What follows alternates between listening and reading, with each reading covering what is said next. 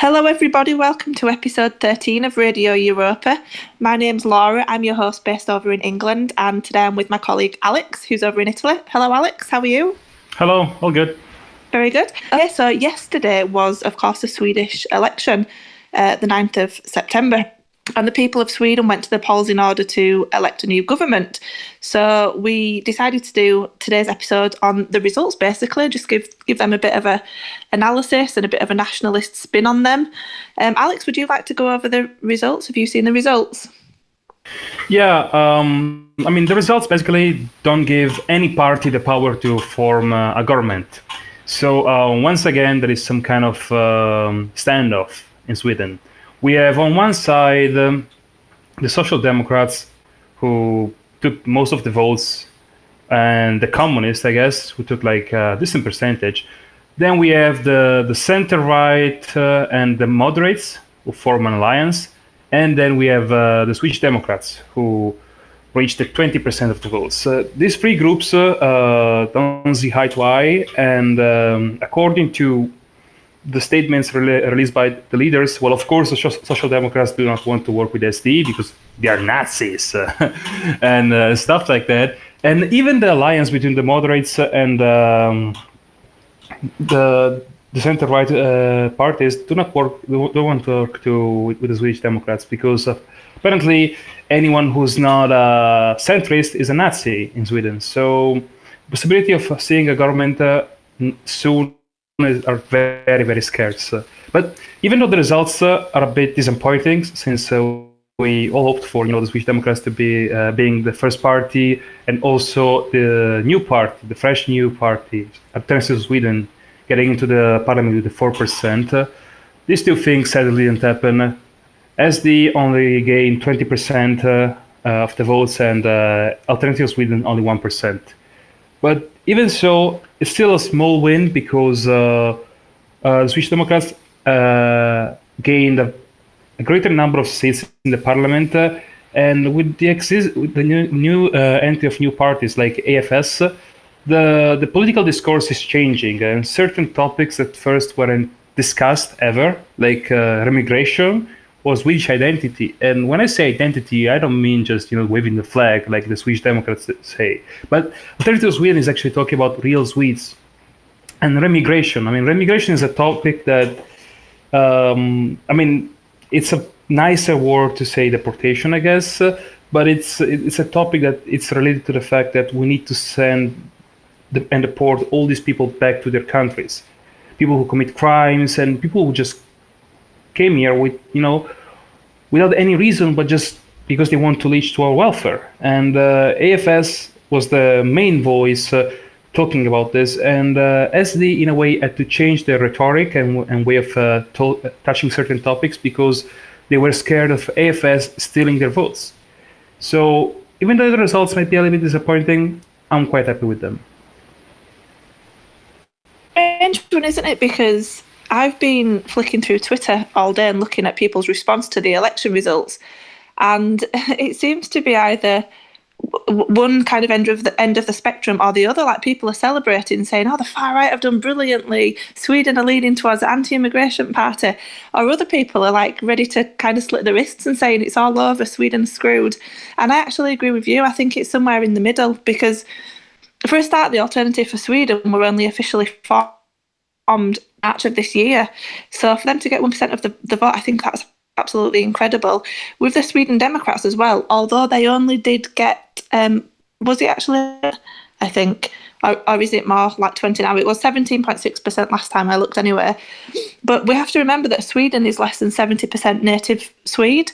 So if we look at that 70% actually voting for the Sweden Democrats, it's actually over a quarter of people, not 18%, because we haven't got the full demographics of the vote result back yet, but I imagine that it will be the native Swedes that are voting for the Sweden Democrats. So over a quarter of people voting for them, that's not too bad. And also, we need to remember that in the country, more of those people are going to vote for the left-leaning parties.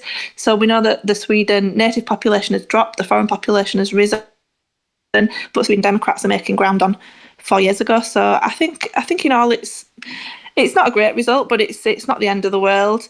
Did you watch the Red Ice live stream that they did last night, or did you catch any of that? I did watch a little bit of it, especially when the golden one, the glorious Swede, was on, and I did enjoy the commentary.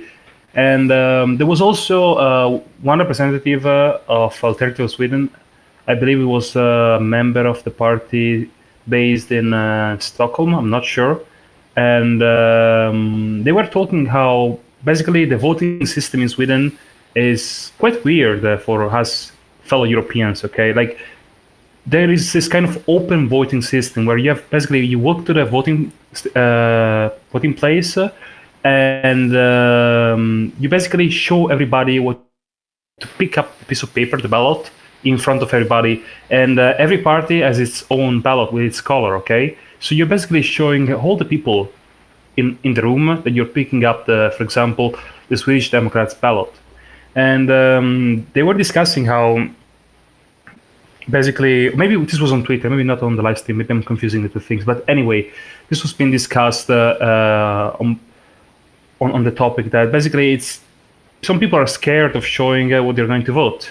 So in a way, this way of voting can be oppressive towards right-wingers.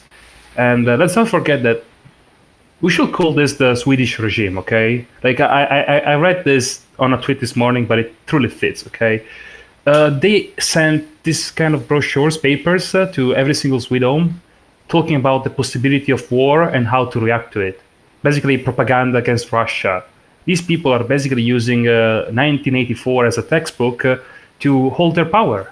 They're painting the target on Russia. Russia is the enemy, and anyone who votes right wing is a Russian agent, basically. And it's fucked up, but that's how it works in Sweden. And I didn't realize this until basically today, because I knew there was a lot of propaganda, a lot of fear mongering, and how the Swedish Democrats have Nazi roots and all, the usual bullshit. But I had no idea that basically most Swedes received in their homes these brochures that are pure terrorism. It's shocking, but that's not how democracy works. The leading party shouldn't be allowed to do this thing, this kind of propaganda. These are the same people who are saying that refugee crime is a conspiracy theory. It's mad. Yeah, and it's really, I didn't actually catch that part about the ballot papers being different colours. Over in Britain, I don't know if it's the same in Italy, but you have one form and you just tick a box. And then you just go put it in like the ballot box and people can't see what you voted.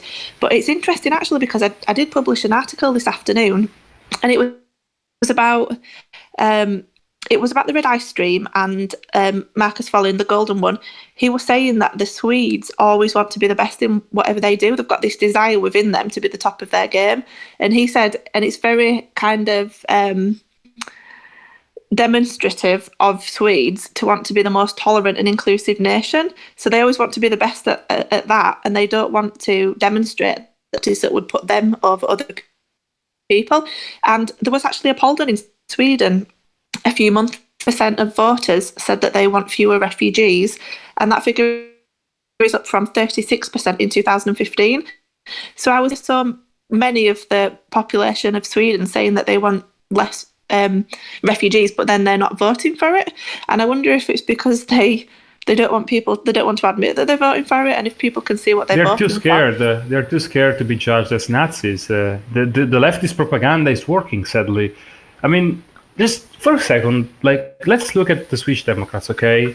I don't think they're bad guys. I think most of them and their militants and members, they do love Sweden, okay? But when you listen to them when they're talking, and like when they say and deny that immigration had a negative toll on Sweden, or where they say that basically anyone can be Swedish, all the civic nationalist bullshit, and yet they are still called Nazis. I mean, what would happen if we lived in Sweden, me and you, Laura? What are we? Yeah. Are we far right? I mean... Well, yeah, I mean, it's funny, but if you think about it, it's fucked up. But like, these people are basically the copy and paste of the Republicans in America.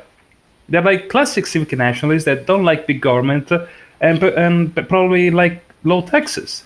and yet they're Nazis, according to a big chunk of the population. Or even like I saw a video that was basically a compilation of all the events AFS made before the election. Alternative Sweden was basically doing these stunts, very funny, where basically their speakers would be going in public with the, like the things you can find in airports, showing the departures and arrivals, the flights, those kind of panels, showing like Afghanistan, Libya, Somalia, Morocco, all that stuff. And basically, the speakers will be saying talking about their immigration and saying whoever has come here just to leech, you will be the first on the planes and stuff like that. Okay, it was very funny, but as you can expect, in a country like Sweden, this attracted a lot of hatred, and there were many counter-protesters, especially Antifa, but even some common people just stopped by and had to virtue signal how they were against hate, because there is no place for hate in Sweden. Okay. And after some brawling and some fighting, one of these events, one of the AFS members basically stopped by and to talk with some young Swedish girls, okay?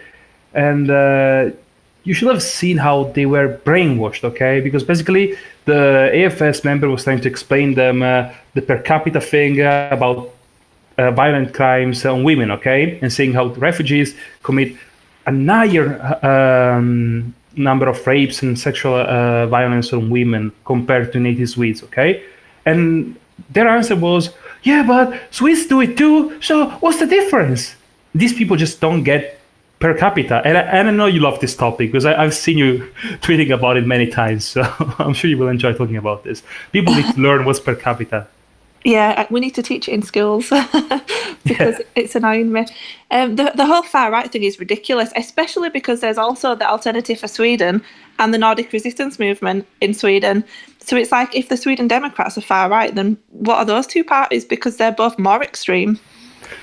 They're not even, I wouldn't even maybe North Front. Yeah, I will define them extreme. But for example, for Sweden, I wouldn't define them extreme, but just right wing. I think they're like the good party. They are not too extreme, but they're not cucked. They're just high energy, like they say in their. I wish I could pronounce it right in Swedish, because basically they are using a lot of Trump-like stunts. Okay, and one of the speakers kept saying Swedish high energy during one of his speeches, and it was glorious. But anyway, I wouldn't call them extreme, just right wing. We need to stop listening to the left and their rhetoric that anyone who's not a civic nationalist is an extremist, because it's not. It's just common sense. Not being a civic nationalist is common sense.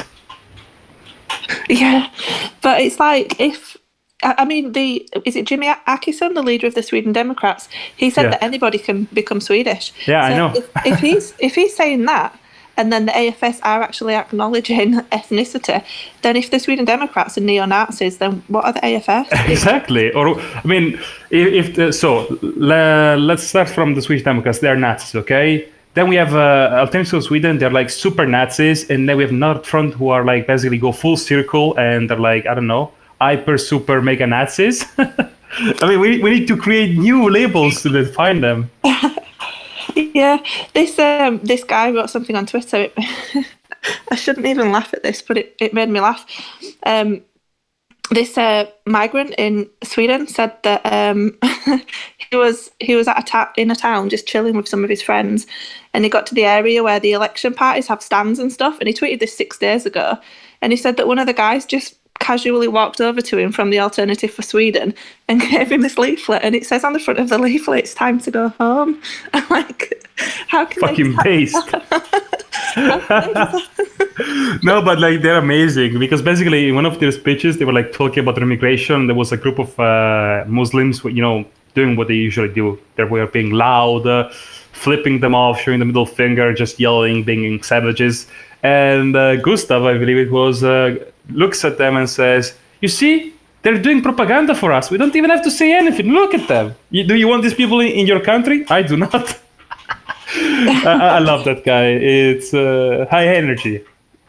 Good people. I am so heartbroken about them not entering the parliament, but I'm sure that next elections is going to happen, because the way they talk and the way they're basically also using internet culture is so smart that it's going to get to young people. And when the Swedish Democrats will lose their young base, they will panic and they will have two options. They either cack out even more, or they either start moving towards the right and actually become a real party, a real nationalist party.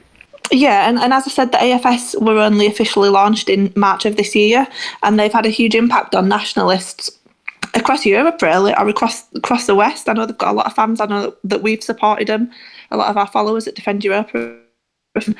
And this election's been great publicity for them. So all that they can do really is continue to move forward and continue to be amplified as they have been doing.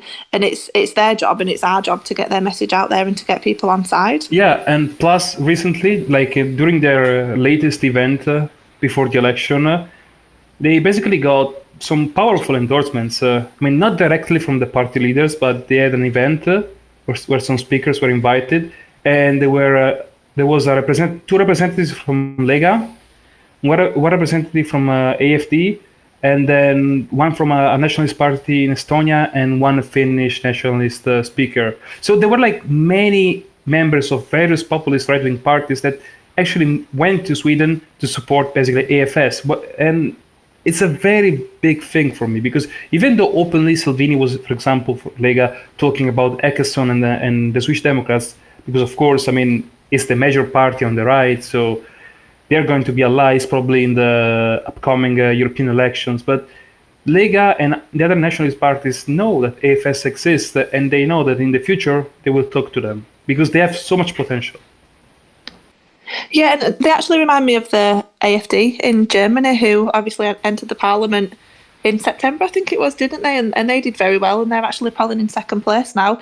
And with Lega over in Italy as well, I mean, you know more about this than I do, but they were kind of nothing a few years ago, weren't they? And they've... Yeah, Lega was... I remember this was like in 2011. 2011. Salvini was just elected secretary of the party, and the Lega was just coming out of a terrible, nightmarish period where basically the old leader Bossi was under investigation for money that was missing. There was a lot of problems. Nobody believed in Lega any longer, and the party was like around 5-6%. And the funny thing is that Salvini has always been a down-to-earth guy, always among the people. And during that year, we also had the European elections, I believe. No, that was in 2013. 2 years later, when Lega was still polling under 10%, I believe it was around 7-8%. Is in 2013, Salvini came to my city. My city is like a very small city, like 7,000, 8,000 inhabitants. And he came to the market, the public market, just to give leaflets. He was doing it himself, the party leader. And this is what basically got him famous and popular, because people look at him and they can relate.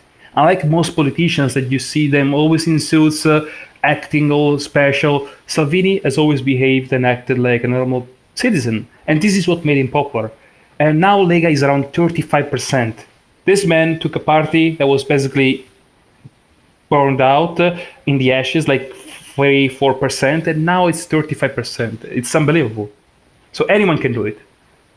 Yeah, definitely. And I think that we should try to focus on the positives rather than... I mean, we didn't think that the AFS were going to get over 50% of the votes and suddenly become the Prime Minister, did we? We were saying it's just about shifting public opinion, and I think they've done okay. So just to summarise, the Sweden Democrats have increased their share of the vote from 12.9% in 2014 to, the last time I looked, I think it was around 18% this time around. But as there's more foreigners in the country this year, they have actually increased their vote with the native population by over about a quarter of people, it looks like. Did you say that the AFS have got around 1%? Yeah, they got just 1% or something around that, which is, of course, not enough to enter the parliament. But then again, as you said previously, they're a new party. For them, it's already a success in a way, and I'm certain that in the next elections they will reach at least 4%, but probably higher. Yeah. I mean, just look at how the Social Democrats talk about immigration.